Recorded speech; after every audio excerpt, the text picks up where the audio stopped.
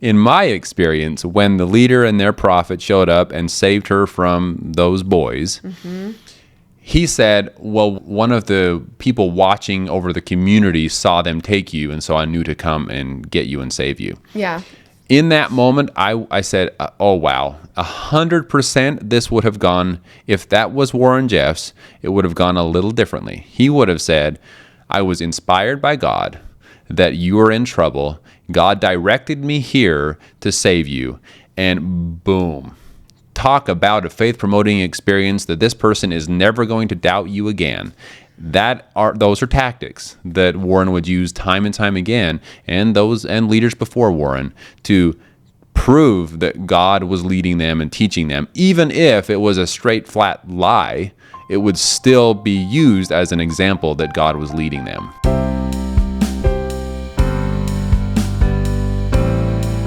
Welcome back, everyone. My name is Sam. And I'm Melissa. I was born and raised in the FLDS community. It is a polygamist group run by Warren Jeffs, and I moved out when I was 18 years old. I was raised LDS. Sam and I have been married for 9 years and have 2 awesome kiddos. Yes, we do.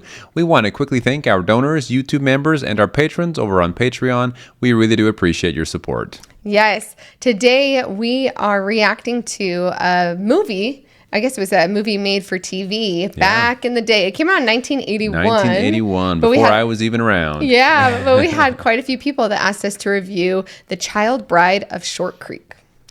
Yeah, it was interesting. So this was a movie set back, it was made in 1981, but it was about the story in 1953, which was when one of the biggest raids in all the history of polygamy happened there in Short Creek. My grandfather was a part of this. My father was a part of this. He was a younger boy, but he remembers the experience. And so I've heard a lot of stories growing up in my family about this 1953 raid. And so it was kind of crazy to see an outside perspective on a movie set showing what it was like during that time. Very, very interesting. Some of the stories lined up perfectly with what my family said. There were many moments where we had to pause and I was like, wow. Or I said, okay, but when is this happening? And then it happens right after. And so it was kind of a crazy experience for me to watch that. And I'm surprised, honestly, that I haven't seen it to this point. But it was kind of a fun experience for me. Yeah, it was also kind of hard to watch in some portions because you know all these things that are going to, like, you know the type of things that happen within the FLDS community, and you see a lot of documentaries and people's stories sharing their experiences, but I felt like it was also different watching it happen in a movie form where you're seeing like a young girl being preyed upon and kind of what that would look like, and older men kind of deciding on who they wanted to marry. I don't know why it made it feel more real of what that would look like in real time rather than hearing someone's story, which is also impactful. But there was something about seeing it in real time that, there's a couple moments where I was like, I just do not like this at all. Yeah, I agree. It was definitely hard to see that unfold. There were moments where it showed the older guy that was supposed to be the prophet and the leader, some of the things he would say to the younger girls, and just kind of knowing his purpose behind it. It made me sick, I'm not gonna lie. And it made me start to wonder if that's how it was for my younger sisters that got married at a young age. Did they have feelings like some of the actresses did in this show? And oh man, yeah, I guess it put it into perspective, because when I was a young boy growing up, I just didn't think about that. I didn't know what marriage meant. I didn't know what a relationship between husband and wife looked like, because those kinds of things weren't talked about. The romantic connection and different things like that. And so it never crossed my mind that there would be this physical connection with my very young sisters and these older men. And it was hard. It was hard to see that. It was a lot. Also, going into the set, I just wanted to quickly mention that if you go from Short Creek to Zion National Park, right? Yep. We had gone on this. It's a dirt road. You have to have a 4x4. It's a pretty intense dirt road, but you go through and there is a ghost town there. And we actually have gone and visited it before when we were out in Short Creek. And I think I have video and pictures. And if I can find them, I will place it in here. If you are listening to us on the podcast, hop over to our YouTube channel so you can see these pictures and video, because I did do a little bit of a tour. I almost thought of turning it into a video, but I felt like, I don't know, maybe people don't want to see a ghost town when our channel's about polygamy. But let me know. If you do want one, maybe I can toss them together into a video. But this is the town that they use to actually play the part of Short Creek. So we are in the ghost town called Grafton. It's right outside Zion National Park. And we're here. We got parents, kiddos. And you can see behind me is the church and schoolhouse. Everybody left here in 1945, right, Mom? Yes. 1945. Look at this gorgeous house. And we can actually go inside of it. Okay, they settled this in the late 1800s. I'll have to go look at the placard to remember exactly what time, but we're gonna do a tour in here. Here's the view from their front porch. See how the schoolhouse next door, beautiful porch. Look at that view. You come around and like there's Zion National Park. What a gorgeous place. Rain to get trapped on here.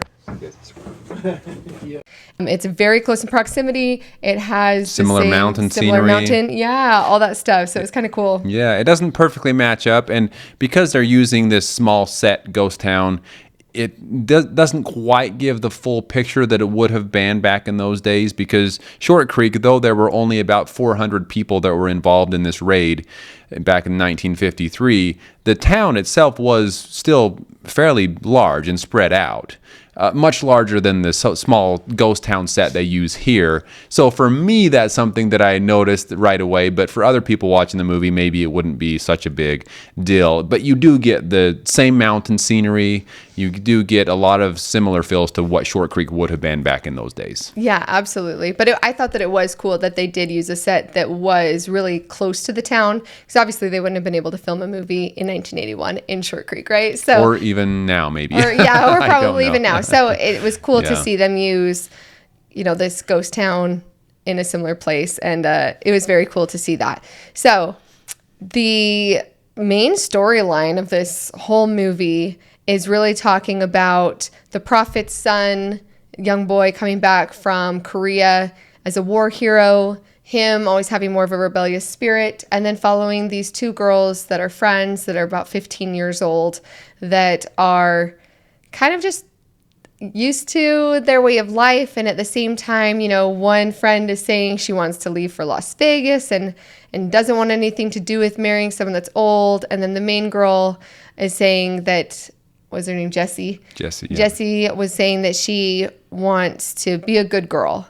And even as they're portraying like her trying to be good and trying to do what is right, they showed like her listening to music on a radio, and Sam started laughing. He's like, "Oh, we did that." There were so many moments in this that I felt just like they portrayed her feeling in this movie. So many things that so many people from the outside world would look at and say, that's just so insignificant. That's not a big deal. I'll tell you what, though, when these small things are so preached against, like listening to the radio or thinking about a girl that you want to be with or date or something like that, and the pressure and the feelings that you felt that someone might catch you, that God was watching, that he would tell the prophet and the prophet would know, and that you could be kicked out of the community or taken away from your family, those feelings were very, very real. And so when you see this in a movie, even though it's semi-fictional, it's based on true events, it still was something that I connected with very strongly. Yeah. Yeah, and I did want to point out as well, I'm sorry. No, you're good. I did want to point out as well, when you mentioned that his son, the prophet's son or the leader's son, came back from Korea as a war hero, I did want to point out, because I'm sure some will wonder, back in those days, the FLDS people, some of them did actually join the army or the military branch of some kind. And my father actually was a part of the military, a part of the army for I don't remember exactly how long, but for quite some time. So just wanted to point out. So that is also realistic in case anyone has wondered, because I believe like when you were growing up, did anyone have military service? At that point, it was very much like people didn't leave the community without like the prophet wanting them to become a doctor, become a dentist, or do something specific for the community. So there was, and I don't know how this happened exactly, but there was only one person that I can remember growing up that was still a part of the military. He was a Johnson. I don't remember his name. He was quite a bit older than I was, though. He was probably in his 30s when I was a young teenager, and he was a part of the military in some capacity. That is all I know, though. Okay. Other than that, years before that, I do know it was more common for FLDS people to join the military. Yeah. So one of the main scenes in this movie is when they're all celebrating the return of Isaac coming back from the war, and they're having a big dance and celebration, which back in that time in the 50s, and even when you were a small boy, having celebrations, having dances was allowed. In the 90s. So once again, even Rulon Jeffs, Warren's father, would allow dances and things for the celebrations like the 4th of July or the other celebrations we had out there. There were dances in the parking lot of the meeting house that we can still go see today. Big groups of dances. And I do remember my older brothers talking about going and asking certain girls to dance with them and things like that. And oh my gosh, such a big moment, because you can't actually choose to date or marry them, but you get to dance with them. But I was never old enough. That got taken away before I ever was actually a part of these dances. Yeah, so Jessica, I know we called her Jessie at another point, but Jessica, she, is dancing, and her and Isaac are kind of sharing looks there. And the prophet, who at this point is a lot older, probably in his, at least 60s, if not 70s, and is much older, and he's keeping his eye on and trying to dance with Jessica as much as possible. Takes they said brethren, which is a common term within the church. Other leaders. Yep, you call each other brother and sister, and then their last name. So, brought the brethren together and did say, the Lord spoke, and I'm to marry Jessica. And even her father, who was looking out, being like, you could tell, was hesitant a little bit. I kept sitting there being like, say no, say she's too young. But he didn't. He just said amen. And they walked out. And so I feel like, is accurate. Is accurate. Even though, and it did show in his face, in the father's face, that he wanted to say no. And I'm sure that many of the fathers and the men out there wanted to say no, but this is accurate in the sense that he ultimately says yes because he thinks that this person is talking for God and that God is directing him. And the creepiness of this moment for me was, now that I'm a father, a dad, and have kids of my own, especially because I have a daughter of my own, I just can't get past the disturbing feelings that I felt when this older man that was the leader and prophet was dancing, and he caught Jessica's eye, and then all of a sudden, here comes the revelation. He's dancing with this cute girl. All of a sudden, God speaks to him. That kind of stuff happened. That kind of stuff really, really happened because we would hear stories about the leaders. I remember Rulon Jeffs, Warren's father, would talk about, or people would share stories about him seeing women or girls, depending on the situation, in group settings, meeting houses, when they were coming through and shaking their hands at the end of a meeting, which this also did show a moment like that in the movie, where after they were done with their meeting, everyone was shaking the leader's hand as they left the meeting house. That kind of stuff did happen as well. And in those moments, the leaders, in some cases, would choose their future wives. It was almost too realistic that I just, so hard to see some of those things. Yeah, it was hard to watch. It was hard to watch that because you could just feel that, the young girl being preyed upon, and she didn't know at this point, right? But you could see, he told the father and the brethren that she would end up being his and that the Lord wanted him to have her, but it wasn't for a while. And so, like Sam said earlier, then these comments and things he would say to her, you being a good girl, or you're doing this, you're doing that, all of these little things to where even the mother at some point realized what was going to happen and was upset, but who was she to say anything to? She didn't get to pick her husband either. So it was hard to watch that and see what that would really look like. A couple of the things that, along with the radio, there were a couple other rules that Sam was like, okay, I'm not crazy. I knew that was a thing. One was that Jessica had her sleeves rolled up to be doing stuff. And her mom said, roll down your sleeves. You don't need to be showing everyone everything that you've got. So apparently those forearms can be pretty dang attractive, and you can't be showing everybody everything. So that one made me laugh. The significance of rolling up your sleeves, I think, is bigger than people realize. There were young boys in Colorado City, I remember, that would ride around in their vehicles or trucks or whatever and, have their arm hanging out the window with their sleeves rolled up to their elbows. Okay. You see that, they're a bad boy. You're right. That's just immediately, okay, those are bad boys. And it wasn't long before we started seeing some of these boys that were being kicked out of the community. They became the lost boys because they were being rebellious. And I'm sure they were doing more than just rolling up their sleeves, but that was an outward symbol. That was a huge sign of rebellion. Yeah. And when I was out there, I would very rarely roll up my sleeves. When I was maybe out of the community on a job site or something and felt that no one was around to judge me or see me. But even then, I was cautious because once again, we were told that God is always watching and sees all. So anyway. Which the kids mentioned before too, the God being able to see everything. The other one that was a big one, and this was a really tragic part of the story, as Jessica and her friend Naomi are going down to the river, they say, watch out for the devil, when they were headed to the creek. And when they got there, they looked like they were about to stick their feet in, probably not go swimming, but just try to cool off a little bit. And their twins of the young daughters of the prophet were seen in the river and had passed away dying in the river. And they even said, the prophet said at their funeral, like, I've seen the devil in the water and the air. And that was once again... That was another one for Sam. For me, because people ask me, even in the mainstream LDS church, there's this idea that Satan controls the waters.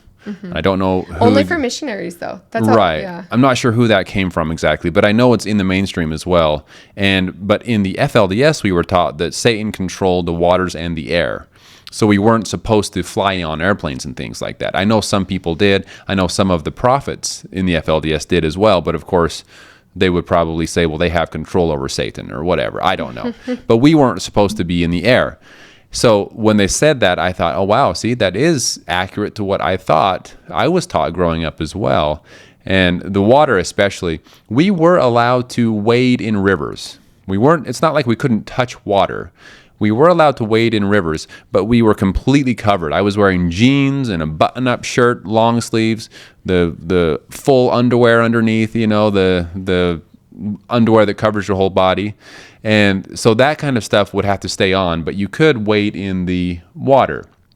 We were not allowed to go jump in a lake, though. So that was the difference. Big bodies of water. Or anything deep enough to actually have to swim, right? Right. Yeah, I never swam, not one single time when I lived in the FLDS. Yeah, and sadly, in this entire time, Isaac is not really wanting to be there. He knows that he's going to end up leaving, but him and Jessica are falling in love, which was a cute side story. So they're falling in love and having a hard time between him wanting to leave, her wanting to be a good girl.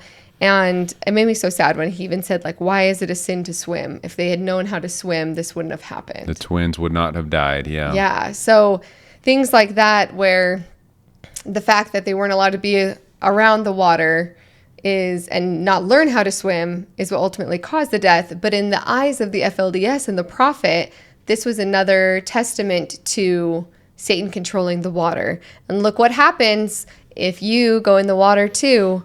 You could end up dead, just like my twins. Yes, of course they would use, it didn't surprise me at all that the leader and their father tried to use that as a moment of teaching and proving his point to his people that, what I've been saying all along is true, and this is what could happen if you don't follow my rules. Another one that I think was a huge, okay, see, here's an example. This is what happens, is when Naomi tries to run away. and she starts walking down out of Short Creek, and two guys, two either teenagers, young 20s, say, "Hey, where are you going?" And they pick her up. And she says she's headed to Vegas. They say the same. And then it looks like they're about to do awful things to her. And then the prophet shows up and saves her from that situation.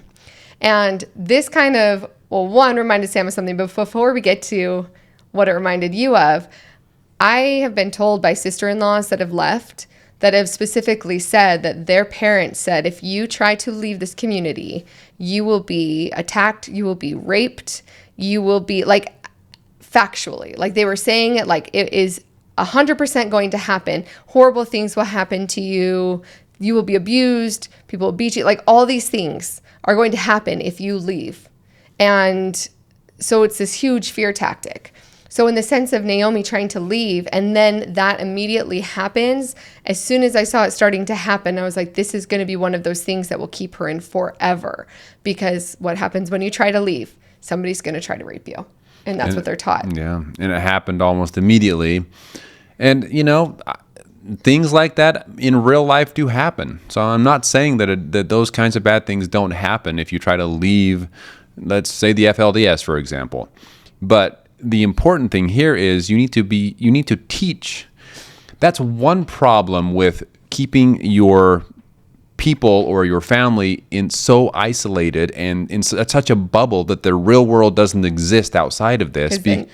Because then they don't know how to handle situations. You don't say yes and get into a truck with two random guys. No. That are drinking. Yeah. No. If you're in the real world, you teach your daughters safety, general safety, and who is safe and who's not safe. Not just everybody in the world's unsafe and they're all evil. Instead, like you said, you learn those skills of what safe situations are, what not safe situations are, and how to avoid those type of things happening. Yeah. And something that was surprising to me, and it's a movie, but based around real facts and things, but still, I was surprised they didn't take this moment in this movie because in my experience, when the leader and their prophet showed up and saved her from those boys, he said, well, one of the people watching over the community saw them take you, and so I knew to come and get you and save you. Yeah.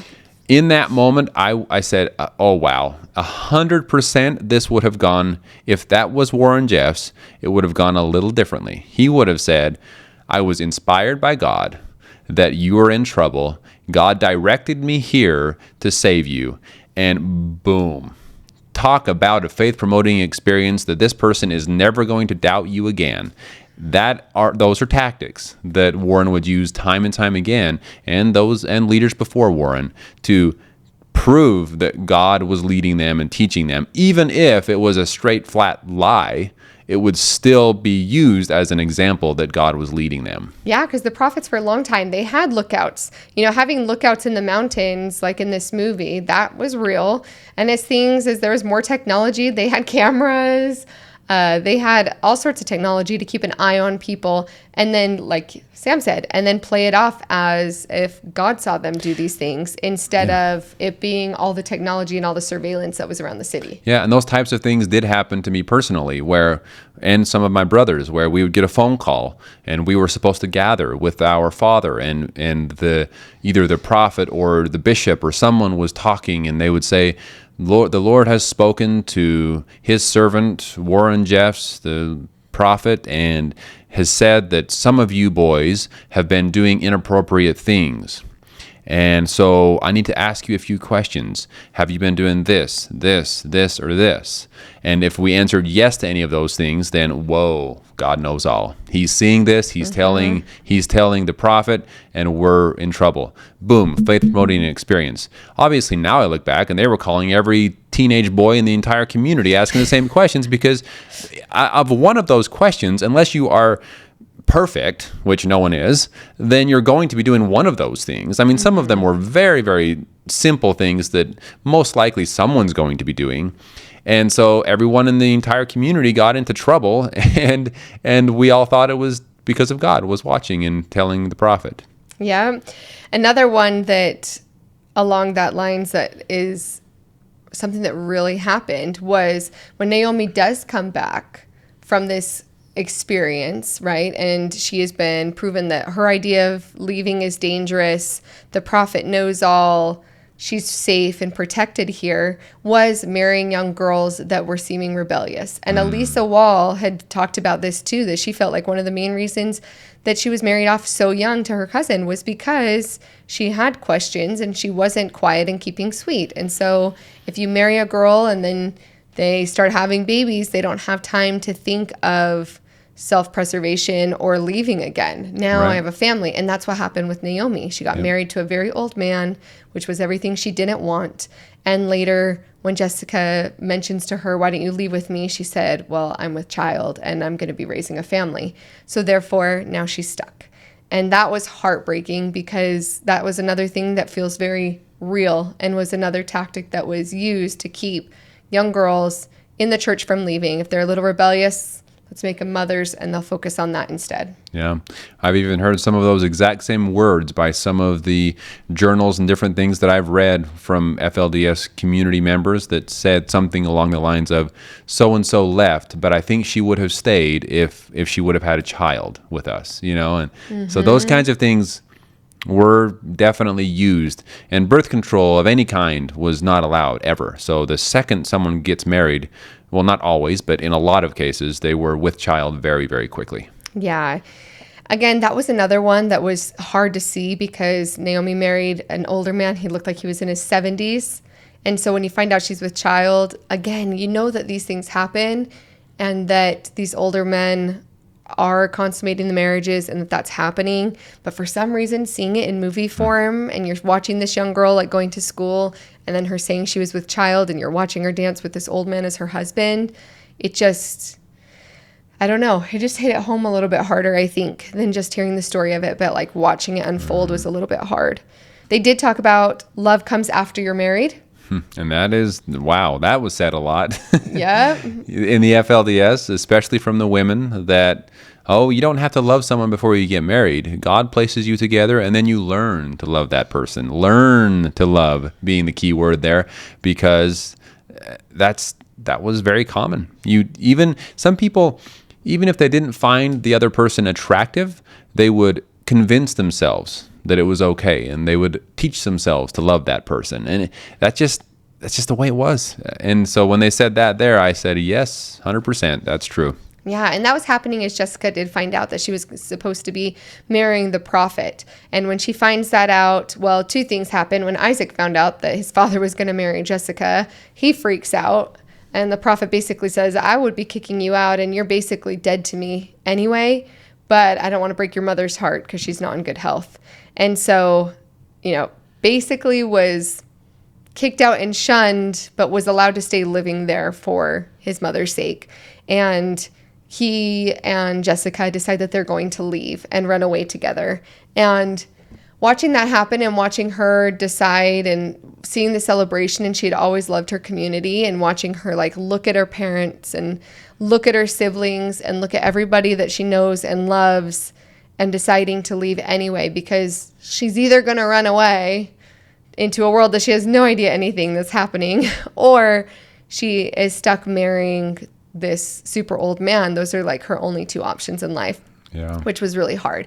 But in this movie, as they're about to hop on the bus to get out of town and leave Fredonia, they start seeing all of the cops and the sheriffs and everything get ready to head out to the raid. So they know that the raid's going to happen. And throughout this movie, up to this point, they had showed multiple times a detective that was showing up kind of undercover, taking pictures of the town, trying to see what was going on, surveilling everyone, and then reporting back to his boss. And then they got in contact with the attorney general and set up this time to go and, I guess, a raid on the community and split the children and their mothers away from the fathers, take the fathers to prison because they were doing illegal things. Yeah. And that's accurate to some extent to what actually happened as well. Of course, there was more to this story, and the process of setting this raid up did take quite a bit of time.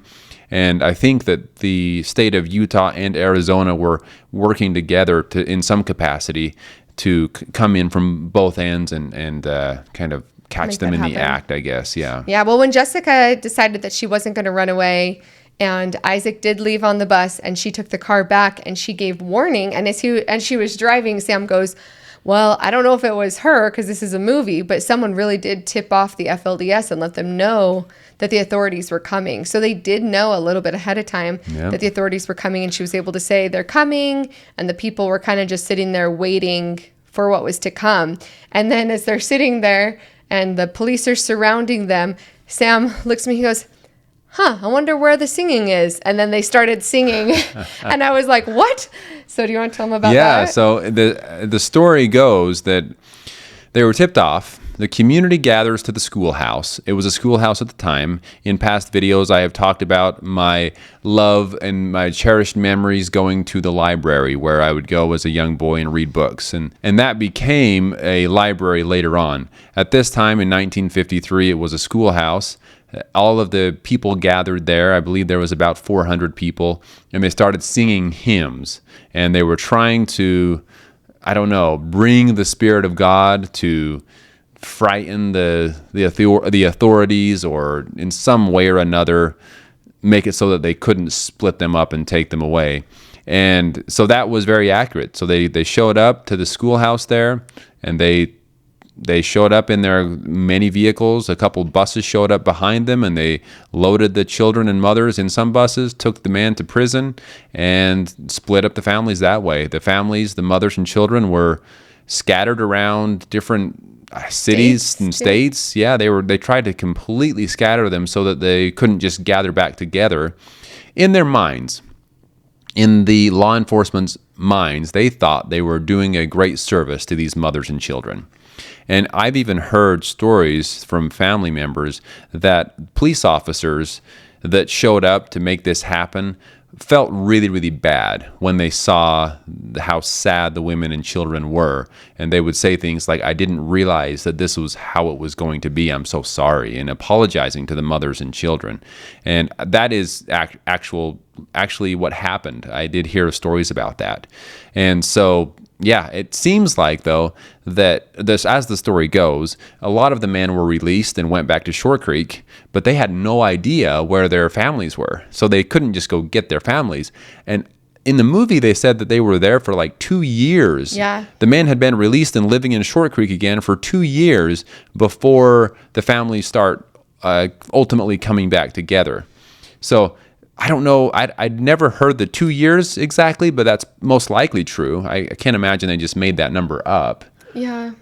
But yeah. I don't know about its accuracy, but I do know, like you were saying about them apologizing and stuff, a lot of people, and it's easy when you hear these things or these documentaries where people will be like, I just want to go run out there and just grab them and save them, save the women, save the children.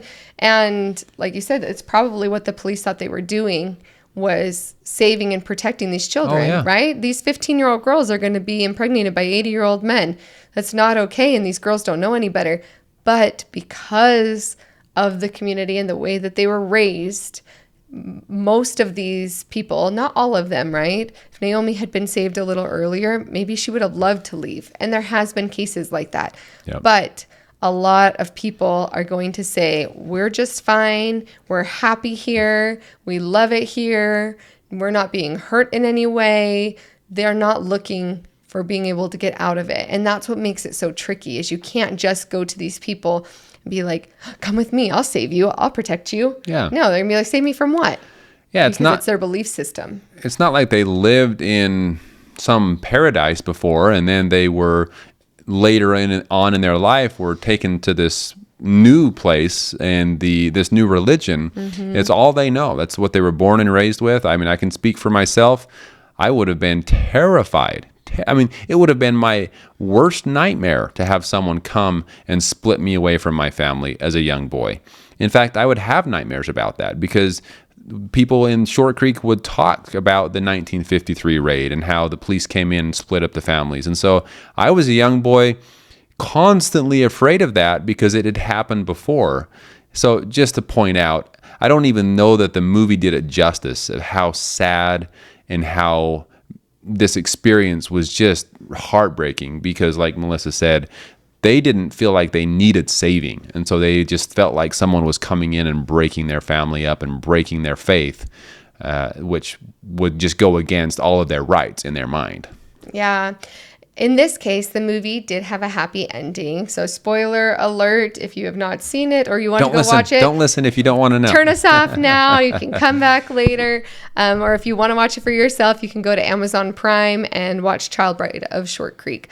But at the end, this one does have a happy ending where after the 2 years of her being with her family, it does end up being Isaac who comes and picks her up, and she decides to not go back to Short Creek, but to go start her life with him, who she had actually fallen in love with. So that was really sweet to watch and to get to see them be able to have that happily ever after. But even as they drove off, Sam was just mentioning, he's like, sadly, that's not the reality for most of the women in Short Creek. Right. It's not. I do want to point out one last thing as well. During this time of 1953, Leroy Johnson, otherwise known as Uncle Roy, or Roy Johnson, was the prophet of the FLDS at the time.